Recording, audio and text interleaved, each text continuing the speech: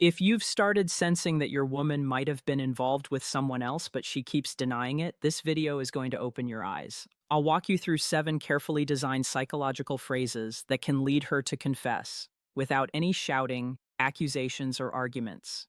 These techniques are built from real behavioral psychology and emotional response patterns that women exhibit when they feel guilt, pressure, or empathy. The secret? Staying absolutely calm. If your emotions take control, the whole method collapses. So stay composed, because what you're about to learn has worked for thousands of men who were desperate for the truth. Before we begin, hit that like button and subscribe, not because I said so, but because genuine psychological strategy like this is rarely revealed for free. Stick with me till phrase number 6. That one alone can break even the strongest wall of denial, especially in women who've been hiding the truth for years. Phrase 1. I just want to understand what's going on. This phrase doesn't attack, it disarms.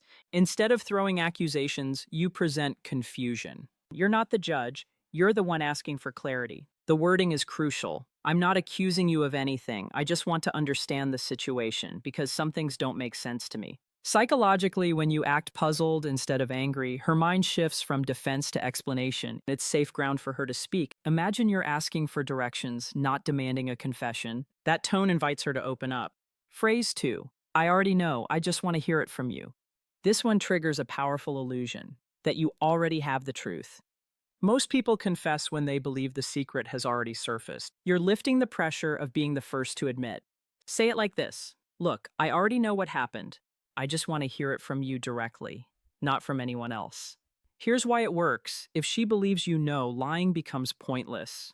Don't reveal any specific details. Vagueness makes her imagination do the work. Her guilt will fill in the blanks for you. Phrase 3. I'm not angry, I'm just disappointed that you couldn't be honest. This one shifts the moral spotlight. The focus is no longer on her potential betrayal, but on her honesty. People, especially women, can accept blame for a mistake more easily than they can live with the guilt of deception. Try this.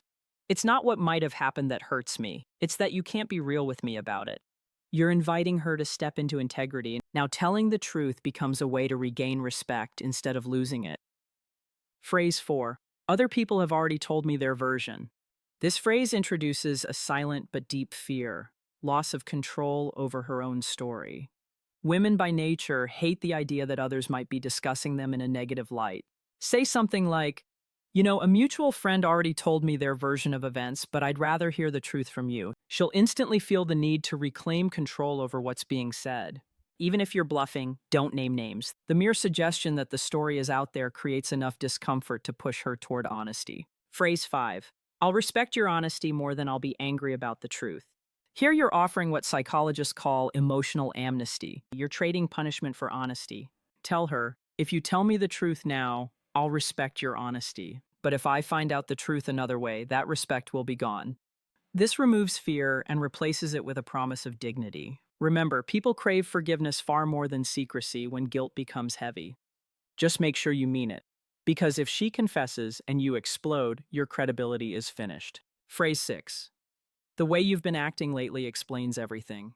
This is the nuclear option, Boris, the phrase that cracks even years of silence. You're not accusing, you're observing. Say it like this. Your behavior these past few weeks finally makes sense now. Then stop. Say nothing else. Silence becomes your greatest weapon here. Guilt hates silence. It demands to be filled. A guilty person will feel the need to justify, explain, or confess. Behavior always changes when someone hides something. This phrase makes her confront that fact without you even spelling it out. Phrase 7. I'm ready to hear the truth, but only once. This line creates urgency and finality. You're giving her a single golden opportunity. Say, you have one chance to tell me exactly what happened. After this, I won't bring it up again. This signals strength and control. She knows that this is her window for honesty. And once it closes, there's no going back. The time pressure often forces a confession because the brain fears permanent loss of redemption more than temporary discomfort. Bonus psychological tips: use silence wisely. After delivering any of these phrases, don't rush to fill the air. Let the tension build. A guilty mind will rush to ease it by talking. Keep your tone calm. Your composure is your greatest psychological weapon. Raise your voice and you lose power. Maintain open body language. No crossed arms, no pointing fingers. Your calmness must feel genuine, not rehearsed. Never threaten what you can't follow through on. Empty threats kill respect. Only say what you truly mean. Don't use all phrases at once. These are tools, not bullets. Pick one or two that fit your situation and stay consistent. Why these work? When people feel attacked, they instinctively defend and lie. But when they feel safe and understood, they often want to tell the truth just to release emotional tension. These techniques subtly shift the emotional balance from defense to confession. And yes, women in particular tend to confess to relieve emotional guilt rather than to seek forgiveness. They fear being perceived as dishonest more than being seen as unfaithful. Calm, confident authority often breaks their emotional armor far faster than anger or accusation ever could. Final words.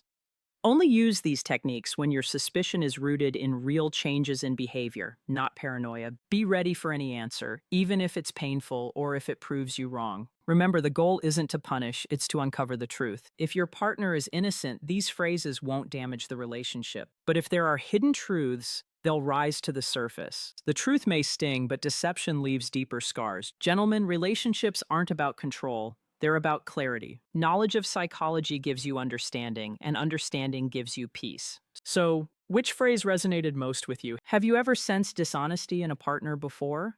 Drop a comment below. Your story might help another man find clarity in his own.